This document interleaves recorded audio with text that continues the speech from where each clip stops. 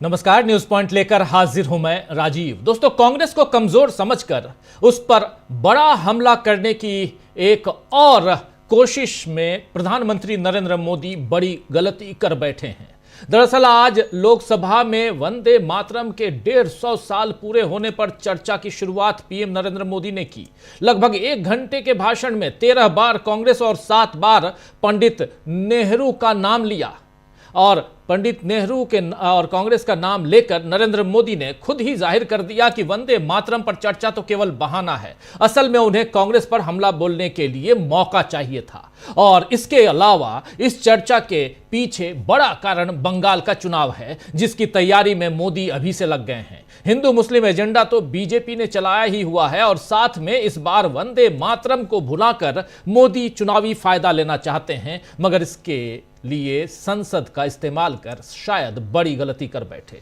दूसरी बड़ी गलती मोदी ने उस इतिहास के तार छेड़कर की है जिसमें उनके पुरखे आजादी की लड़ाई से ही गायब थे। बीजेपी के सांसदों ने आज दिन भर न्यूज एजेंसियों और चैनलों को बाइट्स दी है कि नरेंद्र मोदी जी ने इतिहास का पाठ पढ़ाया है, वंदे मातरम का महत्व बताया है। लेकिन यहां वो फिर फंस गए हैं, क्योंकि वंदे मातरम का महत्व तो कभी कम हुआ ही नहीं, बल्कि उस पर विवाद खड़ा करके मोदी ने गलत किया है। आज मोदी के भाषण पर जवाब देते हुए प्रियंका गांधी ने भी जबरदस्त तरीके से अपनी बात रखी है और बीजेपी को बुरी तरह धोया है। प्रियंका गांधी पे आए, लेकिन उससे पहले नरेंद्र मोदी का 1 घंटे का भाषण बनाम प्रियंका का आधे घंटे का भाषण। लेकिन पहले नरेंद्र मोदी के 1 घंटे के भाषण में से एक छोटी सी बाइट सुनिए, उसके बाद प्रियंका गांधी, गौरव गोगोई, अखिलेश यादव और तमाम लोगों की हम बात करेंगे और कैसे यहां पर विपक्ष ने बुरी तरह से घेरा है नरेंद्र मोदी और उनकी सरकार को, और क्या वंदे मातरम पर संसद में चर्चा करवाकर नरेंद्र मोदी घिर गए, फंस गए, उसकी भी चर्चा करेंगे। लेकिन पहले सुनिए मोदी जी को, सुनिए। 1947 में देश आजाद होने के बाद देश की चुनौतियां बदली, देश की प्राथमिकताएं बदली, लेकिन देश का चरित्र, देश की जीवटता वही रही, वही प्रेरणा मिलती रही। भारत पर जब जब संकट आए, देश हर बार वंदे मातरम की भावना के साथ आगे बढ़ा।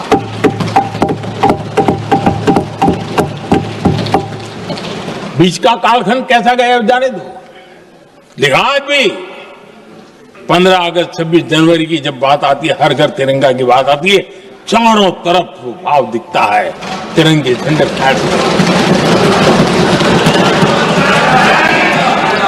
एक जमाना था जब देश पर खाद्य का संकट आया, वही वंदे मातरम का भाव था। मेरे देश के किसानों ने अंदर के भंडार भर दिए और इसके पीछे भाव वही है, वंदे मातरम।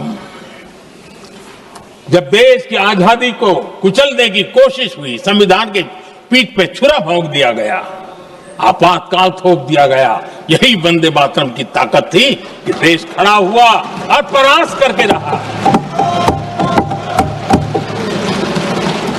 देश पर जब भी युद्ध थोपे गए, देश को जब भी संघर्ष की नौबत आई, यही वंदे मातरम का भाव था। देश का जवान सीमाओं पर अड़ गया और मां भारती का झंडा फहराता रहा, विजय श्री प्राप्त कर।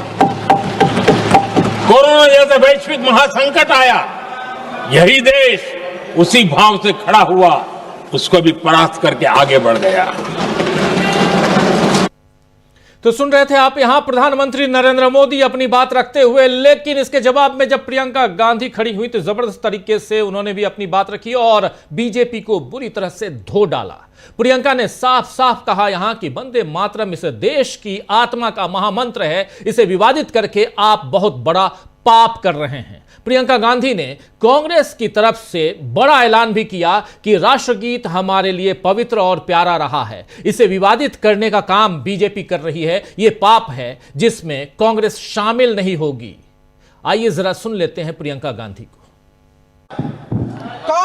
कांग्रेस के हर एक अधिवेशन में 1905 से लेकर आज तक सामूहिक तौर पर वंदे मातरम गाया जाता है?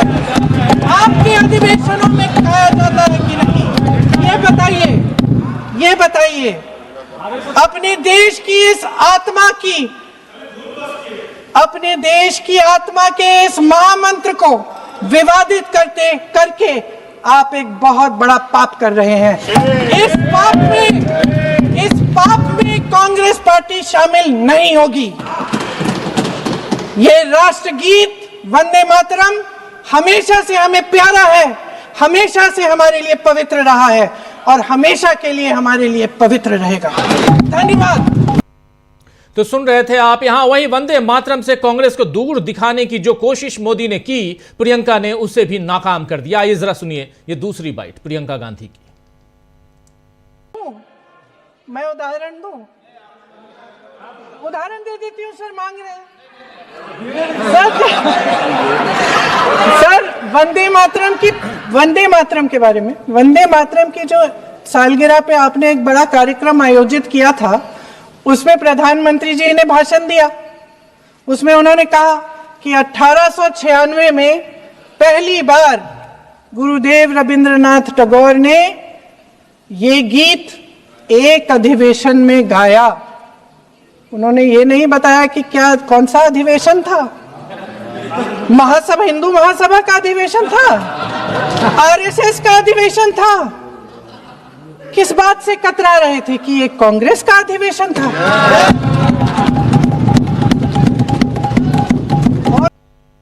तो सुना आपने, यहां प्रियंका गांधी ने साफ साफ बता दिया कि कांग्रेस का अधिवेशन, और आप क्यों नहीं इसका नाम ले रहे थे। प्रियंका गांधी ने नरेंद्र मोदी को सलाह दी कि नेहरू जी से सारी शिकायतें एक बार खत्म कर लीजिए, क्लोज द चैप्टर, फिर काम पर लगिए। किस तरह प्रियंका ने मोदी को घेरा है, ये भी सुनिए। सर, मैं आपके माध्यम से एक सलाह दे देती हूँ। हमारे प्रधानमंत्री महोदय 12 सालों से इस सदन में है, मैं मात्र 12 महीनों से हूँ। फिर भी छोटी सी सलाह है। उन्होंने अभी हाल ही में चुनाव था, कुछ महीनों पहले उन्होंने एक सूची निकाली थी कि विपक्षी दलों ने और विपक्ष के नेताओं ने कितने अपमान किए हैं इनके, और उसमें शायद 90-99 ऐसे उन्होंने अपमानों की सूची बनाई थी। तो मैं उनको एक छोटी सलाह देना चाहती हूँ कि नेहरू जी से जितनी भी शिकायतें हैं, जितनी भी गलतियां उन्होंने की आपके जहन में, जितनी भी गालियां देनी है, जितना भी अपमान करना है, उसकी भी एक सूची बना दीजिए। नहीं, बात खत्म नहीं है। 999 अपमान, 9,999 अपमान, सूची बना दीजिए और फिर हम एक समय निर्धारित करते हैं। जैसे हमने 10 घंटे आज वंदे मातरम पर हमने बहस किया है ना, उस तरह से हम अध्यक्ष महोदय जी से पूछेंगे, एक समय निर्धारित करेंगे, 10 घंटे, 20 घंटे, 40 घंटे, जितने घंटों में आपकी ये शिकायत पूरी हो जाए, सदस्य आप शांत हो जाए और हम बहस कर लेंगे। लेकिन इस सदन का कीमती समय, जिसके लिए हमें यहाँ पे जनता ने भेजा है, जैसे हमें जनता की समस्याओं को हल करने के लिए चर्चा करनी चाहिए, इस्तेमाल करना चाहिए, उसको इसी के लिए इस्तेमाल करिए। उसके बाद जैसे अंग्रेजी में कहते हैं ना, जैसे अंग्रेजी में कहते हैं कि once and for all let's close the chapter, close कर लीजिए। देश सुन लेगा क्या क्या शिकायतें हैं, किसने क्या किया, इंदिरा जी ने क्या किया, राजीव जी ने क्या किया, परिवारवाद क्या होता है, नेहरू जी ने कौन सी गलतियां की, सुना लीजिए, फिर खत्म। उसके बाद बेरोजगारी, महंगाई, महिलाओं की समस्याएं, जो पीएमओ में हो रहा है उसकी बातें, उसकी चर्चा, जो बैटिंग ऐप के बारे में हो रहा है पीएमओ के अंदर, जो एफस्टीन फाइलों में आपके मंत्री महोदय के नाम निकल आए हैं, उसकी चर्चा करेंगे। आप वंदे मातरम में बोले। तो सुन रहे थे आप, यहां साफ साफ सीधा सीधा घेर डाला यहां प्रियंका गांधी ने। मोदी के 1 घंटे के भाषण पर प्रियंका गांधी का आधे घंटे का ये जो भाषण है वो भारी पड़ गया। प्रियंका के अलावा आज गौरव गोगोई और अखिलेश यादव ने भी बीजेपी को याद दिला दिया कि उसका इतिहास क्या रहा है, और इस समय सारे जरूरी मुद्दों को छोड़कर वंदे मातरम पर चर्चा के पीछे उसकी नीयत क्या है। गौरव गोगोई ने कहा है कि मैं पूछना चाहता हूं कि जब छोड़ो भारत छोड़ो का आंदोलन चल रहा था, भारत छोड़ो आंदोलन हो रहा था, तब बीजेपी के पूर्वज कहां थे? आइए जरा सुनिए गौरव गोगोई को। तो मैं पूछना चाहता हूं कि 1942 में जब भारत छोड़ो आंदोलन था तब आपके राजनीतिक पूर्वज कहां थे? अगर आपको लगता है कि वंदे मातरम के साथ कांग्रेस पार्टी ने उसको दुर्बल करने की एक साजिश की, तो मैं पूछना चाहता हूं कि आपने जब वंदे मातरम का जो मूल उद्देश्य था कि अंग्रेज और भारत छोड़ो, तो उस भारत छोड़ो के आंदोलन में आप लोग कहां थे? क्या इतिहास गवाह नहीं कि आपके राजनीतिक पूर्वज में उनका नाम नहीं लेना चाहता, कि उन्होंने खुद कहा था कि इस आंदोलन में भाग नहीं लेने का, खुद बोलते थे, दूसरे खुद उन्होंने कहा कि इस आंदोलन में भाग नहीं लेना। और बंगाल में आपके जो राजनीतिक आपके गुरु हैं, मैं उनका नाम भी लेना नहीं चाहूंगा, पर उन्होंने भी खुद कहा था कि भारत छोड़ो आंदोलन में भाग नहीं लेना चाहिए। तो भारत छोड़ो आंदोलन में भाग क्यों नहीं लेते थे आपके पूर्वज? ये कह रहे हैं, पूछ रहे हैं गौरव गोगोई। उन्होंने भी बहुत शानदार भाषण दिया और जबरदस्त घेरा नरेंद्र मोदी के भाषण के बाद।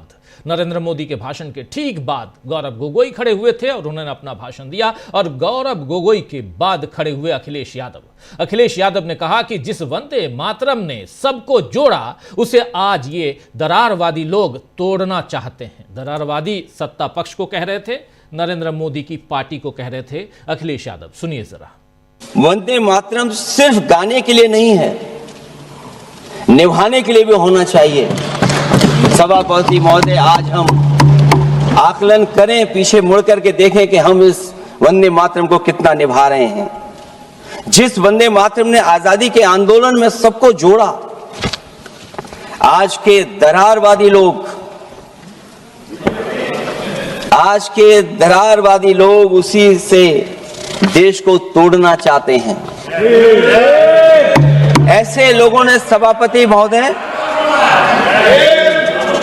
ऐसे लोगों ने पहले भी देश के साथ दगा किया और आज भी कर रहे हैं। तो सुन रहे थे यहां आप अखिलेश यादव को। दरअसल मोदी ने देश के लोकतंत्र को और यहां की संसद की गरिमा को कुछ ज्यादा ही हल्के में ले लिया है। उन्हें लगता है कि वो बहुमत से सत्ता में बैठे हैं तो अपनी मनमानी चला लेंगे, लेकिन संसद में बैठा विपक्ष मोदी के इरादों के सामने चट्टान की तरह डटा हुआ है।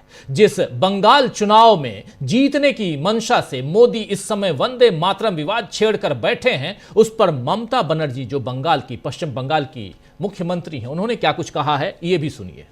Let him do it. You don't have any problem.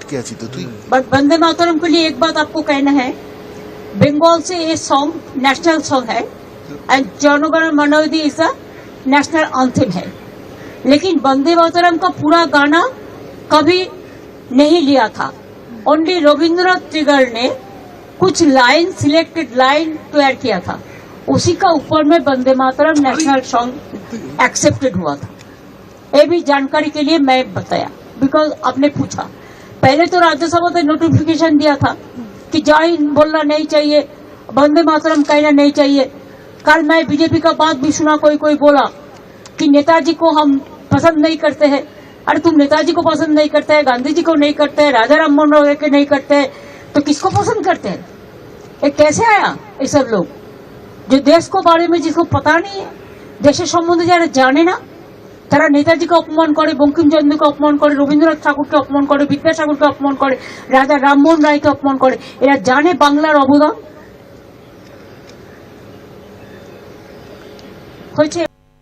तो यहां पर साफ साफ ममता बनर्जी अपनी बात रख रही थी और सीधा हमला नरेंद्र मोदी और उनकी सरकार पर। इसी तरह पीडीपी चीफ, पीडीपी नेता महबूबा मुफ्ती ने एक्स पर लिखा है कि संसद 200 साल पुराने वंदे मातरम को लेकर बहस में उलझी हुई है, जबकि इंडिगो के यात्री फंसे हुए हैं और जवाब पाने के लिए परेशान हैं। लोगों की परेशानी से जुड़े संकटों का सामना करने के बजाय वर्तमान में बीजेपी केवल खोखले प्रतीकवाद में दिलचस्पी ले रही है। यह राजनीतिक दिखावा रोजगार कैसे पैदा करेगा, बढ़ती कीमतों पर कैसे काबू पाएगा, या उन असल समस्याओं का समाधान कैसे करेगा जो करोड़ों भारतीयों पर भारी पड़ रही है। तो आइए दोस्तों, आज न्यूज पॉइंट में चर्चा करेंगे कि इतिहास को कुरेद कर क्या नरेंद्र मोदी ने कर दी है बड़ी गलती। इतिहास की जब बात आएगी तो नरेंद्र मोदी की गलतियों की एक लंबी फहरिस्त आपके सामने आ जाएगी, लंबी लिस्ट आपके सामने आ जाएगी। क्या नरेंद्र मोदी ने वैसी गलती कर दी है? लेकिन विपक्ष उनकी गलतियों को बार बार बता रहा है, दिखा रहा है और तथ्यों के साथ सामने ला रहा है। चाहे 150 वर्ष पूरे होने पर इस रचना के वंदे मातरम, इस पर आखिर क्या जरूरत थी? यही बात आज प्रियंका गांधी पूछ रही थी कि आखिर आपको क्या जरूरत थी। यहां दो ही जरूरत नजर आ रही है आपकी। प्रियंका गांधी ने साफ साफ कहा, पहली जरूरत कि पश्चिम बंगाल में चुनाव है और दूसरी आपकी जरूरत कि आपको कांग्रेस को कोसना है, नेहरू और गांधी परिवार को कोसना है, नीचा दिखाना है। क्या यही है? और अगर ऐसा आप चाहते हैं तो पहली बात तो साफ समझ में आ रही है। दूसरी बात के लिए आइए पूरी लिस्ट बना लीजिए और फिर चैप्टर को एंड करते हैं। क्लोज द चैप्टर, कह रही हैं प्रियंका गांधी। क्या नरेंद्र मोदी उनकी बात सुनेंगे? चलिए, सुने ना सुने, लेकिन हम अपनी चर्चा को आगे बढ़ाते हैं। हमारे साथ कुछ